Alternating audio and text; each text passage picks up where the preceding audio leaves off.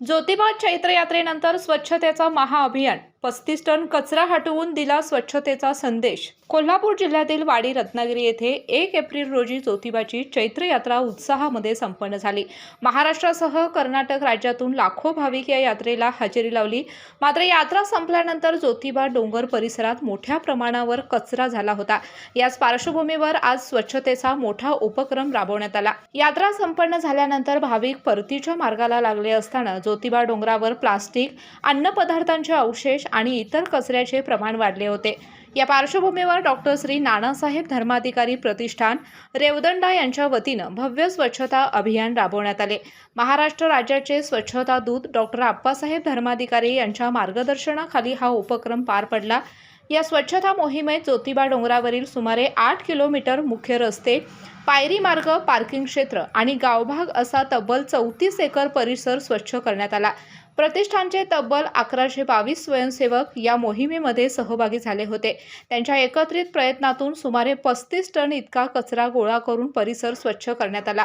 नमस्कार, मी मंडळाधिकारी वाडी रत्नागिरी वासंती पाटील। सालाबाद प्रमाणे यावर्षी ज्योतिबा चैत्र यात्रा 2026 भरलेली असून त्यामध्ये 8 ते 10 लाख भाविक आलेले होते आणि त्या दरम्यान नानासाहेब धर्माधिकारी प्रतिष्ठान रेवदंड अलिबाग यांच्या मार्फत 1500 ते 1600 स्वयंसेवक इथे हजर असून आज त्यांनी 50 ते 60 ट्रॉली म्हणजे अंदाजे 35 टन कचरा इथे संकलित केलेला आहे। त्यामध्ये अनेक प्रकारचे नारळाचे केसर असतील, प्लास्टिक असेल, विविध प्रकारच्या चहा किंवा इतर जे खाण्याचे पदार्थ असतील त्यांच्या माध्यमातून जो कचरा निर्माण झालेला होता तो त्यांनी ते आता येऊन कचरा गोळा करण्याचं काम केलेलं आहे आणि हा ज्योतिबा आणि इतर सर्व परिसर, मंदिर परिसर स्वच्छ केलेला आहे।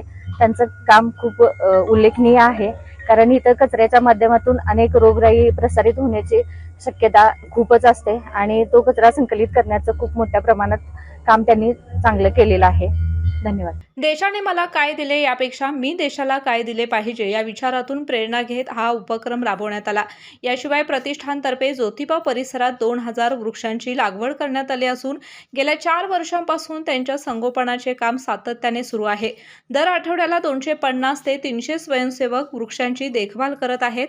ज्योतिबा यात्रेनंतर राबवण्यात आलेल्या या स्वच्छता मोहिमेमुळे केवळ परिसर स्वच्छ झाला नाही तर समाजाला स्वच्छतेचा आणि पर्यावरण संवर्धनाचा एक प्रभावी संदेशही देण्यात आला आहे।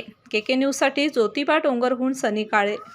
बाळ, फ्रीजमधून श्रीखंड काढ ना। आम्ही पूर्वी घरीच बनवायचो श्रीखंड, त्याची चवच वेगळी होती। आता काय सगळं रेडीमेड। आजी, हे श्रीखंड खाऊन बघ।